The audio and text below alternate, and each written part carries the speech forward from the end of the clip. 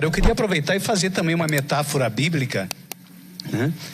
Que é mais fácil passar um camelo no buraco de uma agulha do que um rico entrar no imposto de renda. Né?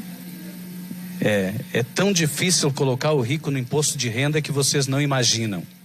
Queria fazer a desigualdade. Ela tem muitas faces, muitas cores, né? Ela tem muitos aspectos onde ela se manifesta. Mas a desigualdade econômica parece ser aquela desigualdade produtora das demais, em grande medida, geradora das demais desigualdades.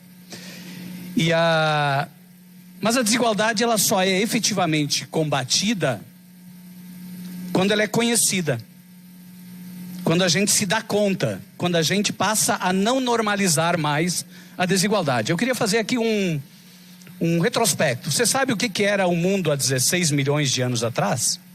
A Terra. Nós não existíamos, né? Não existia ser humano. Existiam animais, sim, animais muito diferentes do que existe hoje. A Terra era diferente, não havia essas montanhas todas que tem hoje, existia um movimento tectônico construindo montanhas. Mas o que tem a ver isso com a desigualdade? Se vocês guardassem R$1.000 por mês, R$1.000 por mês, quem ganha o salário mínimo, 1.500, gasta 500 e guarda 1.000. Guardariam 12 mil reais por ano. Quem tem essa condição de guardar 12 mil reais por ano? Quem ganha o salário mínimo? Dificilmente, né? Quem ganha 5 mil? Dificilmente. Quem ganha 10 mil, talvez, né? Pudesse ali reservar 10%. Sabe quantos anos levaria para alcançar a fortuna da pessoa mais rica do Brasil? Já fizeram essa conta? 16.300.000 anos. Só isso. Não é natural a desigualdade. Não é natural que do trabalho, do esforço, alguém consiga produzir uma fortuna que qualquer outro de nós levaria 16 milhões de anos para acumular. Não é natural. Portanto, a desigualdade, ela decorre. Tem uma frase de um advogado norte-americano, Brian Stephenson, advogado formado em Harvard, negro, que dedicou a vida dele para defender, para revisar processos de pessoas condenadas que estavam no corredor da morte, todas elas pobres, a maioria pretas. E ele retirou do corredor da morte mais de 120 pessoas que tinham sido julgadas de forma ineficaz por serem pobres e por serem pretas. E ele tem uma frase emblemática que diz assim: o oposto da pobreza não é a riqueza, é a justiça. Muito interessante, né? Porque de fato a gente vive as consequências de uma sociedade injusta, de uma sociedade que acumula, riquezas. E não há forma de acumulação de riquezas que não seja de extração. Alguém perde para alguém acumular. Qual é o instrumento mais eficaz nas mãos do Estado para enfrentar este processo natural do mercado de acumulação e de concentração de riqueza? É o instrumento tributário. Os constituintes, em 1988, pela primeira vez na história do Brasil, criaram as bases para a gente construir um estado de bem-estar social. E foi ali que foi desenhado o conjunto dos direitos sociais. E vejam, o pastor Henrique falou aqui da fome. O artigo 6º da Constituição diz que a alimentação é um direito. Portanto, se ainda há alguém com fome, a Constituição não está sendo cumprida. A fome, portanto, é inconstitucional. O que aconteceu a partir da Constituição de 88? Nós tardiamente construímos o nosso estado de bem-estar social. Tardiamente. Por que tardiamente?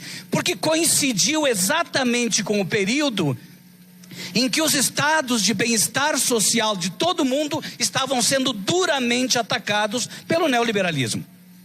E é no Brasil da mesma forma. Construímos a nossa Constituição contra os ataques neoliberais. Só que não se constrói uma sociedade justa, livre e solidária, como diz a Constituição.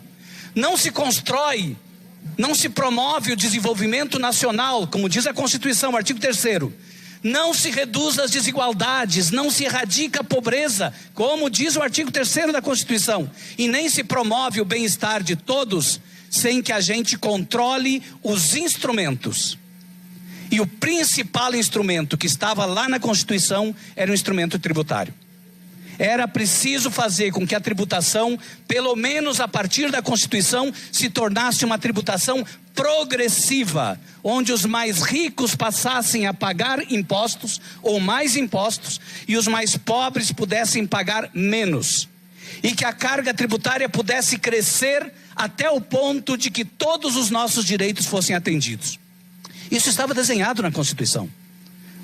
Mas nós não controlamos o instrumento. O instrumento ficou nas mãos daqueles que não queriam o estado de bem-estar social. E continuam nas mãos daqueles que não querem o estado de bem-estar social.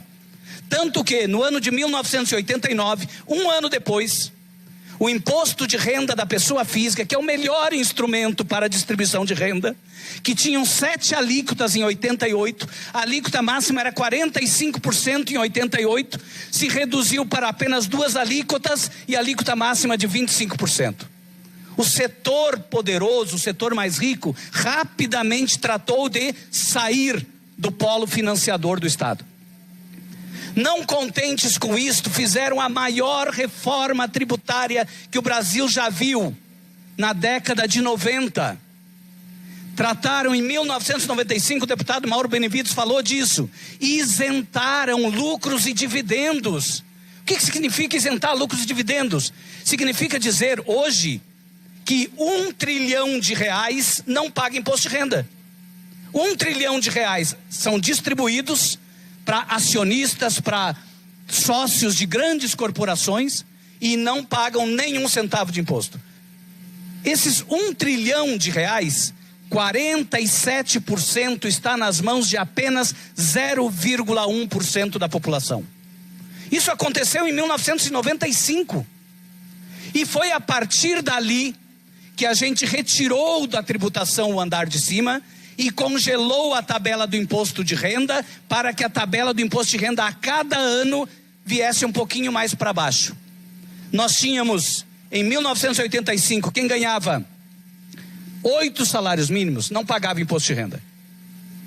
Hoje a gente comemora porque conseguiu fazer com que quem ganha 2 salários mínimos não pague imposto de renda. Vejam, este processo todo que aconteceu da década de 90 até agora no campo tributário não teve outra função que não inviabilizar a Constituição. Inviabilizar a Constituição. Este é o processo. Quem controla o instrumento determina o resultado.